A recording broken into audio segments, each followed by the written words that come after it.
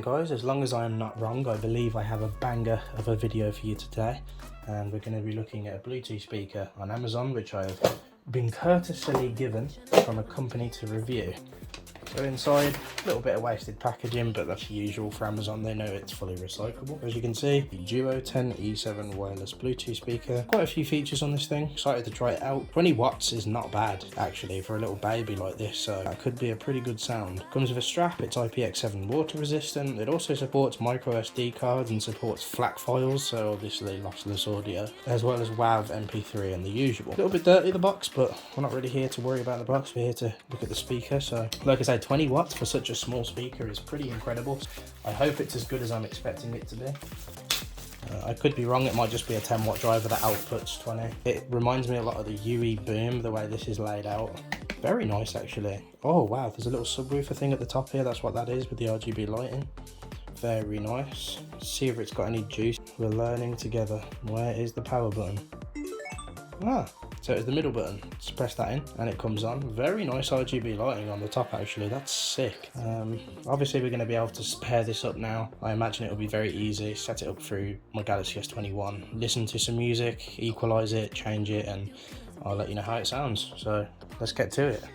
So then guys, just a very quick one for people that really need to make this E7 speaker have a little bit more bass, a little bit more mids and highs. I know it's going to be difficult because this speaker doesn't have a tweeter. Very much a mono speaker with a little subwoofer at the top, so it does sound better than most mono speakers that I've heard. So with this equaliser, put the equaliser to +1 on both, on +10, +8, and then everything else here +3, then +1, then obviously 0, 0, 0, then +1 on both of the knobs at the front.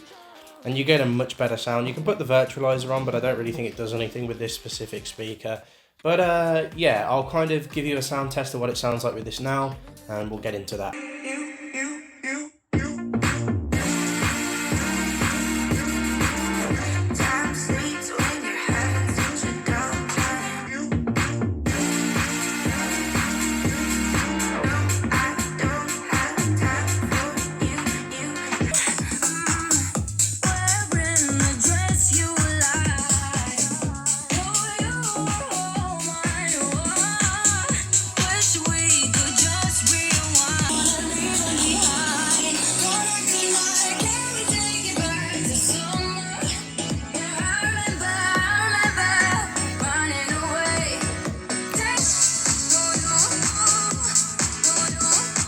So then, with the lighting, all you have to do is press the minus and the plus together, turn it off, or you can have it on a static color, I believe that is. And as you can see here, it charges at 5 volts, 1 amp, so it's actually quite a slow charge speaker. It's not fast charge or anything really. Like I say, build quality is pretty fantastic. It's like a solid chunk of plastic. Like if I was to go like this, I wouldn't be worried that this is broken or anything. Waterproof resistant, so you can go drop this in a bath or cover it in fucking water outside if it's raining or whatever. I honestly wouldn't recommend putting this underwater. I wouldn't recommend doing it with any speaker, but a lot of people have done it with Soundcore speakers in the past. I will do a demonstration of the water resistance in this video. Obviously the battery life seems pretty good. This is probably the 25th full song I've played on this speaker now, possibly longer. Battery life is holding up quite well. I believe there is true wireless audio sound, so if you get 2 of these, I'm pretty sure you are able to pair 2 of them up and obviously make a duo of a sound. There is obviously a 3.5mm jack to aux cable, and if you lift the tab up at the back here, which is obviously the water resistance tab, you can expect to put an SD card in there, which, as I explained at the start, gives you available to FLAC files and many other things. USB-C, which is nice to see, especially in a new device, and of course that 3.5mm jack. Close it up for the water resistance. It's nice that it comes applied with one of these. You can take it off if you want, but I think it'd be nice to carry this around. It's not overly heavy. I would say they've gone with a little bit more of a UE Boom design. Unfortunately, it's scratched already, the actual casing on it. But I feel like if you're going to be buying the speaker anyway, you're going to be throwing it around, so that is something to look out for, the ease of scratch resistance. Apparently, all in all, this is supposed to be like a 20 watt speaker.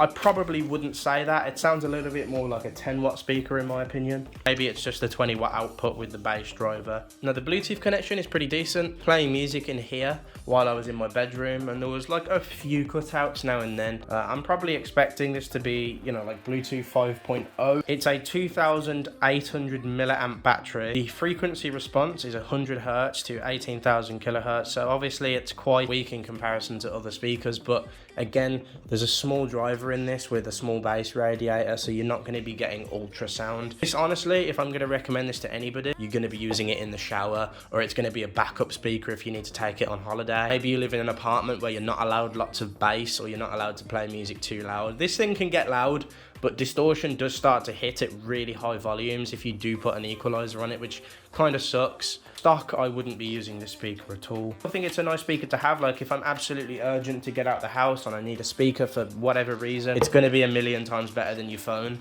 so don't worry about that. Price, I wouldn't be spending £45 or £35 on this. I would probably be spending minimum of £25, I would say. Like I say, there's always the Soundcore Mini 3, the Soundcore Flare Mini, Flare 1 and 2. Again, it's really going to come down to what you want personally. You've got the addition of SD cards on this and the RGB lighting. It's nice. Like I say, I can't complain. It's not a bad looking speaker. It reminds me a lot of the UE Boom speakers, and it comes with some nice features.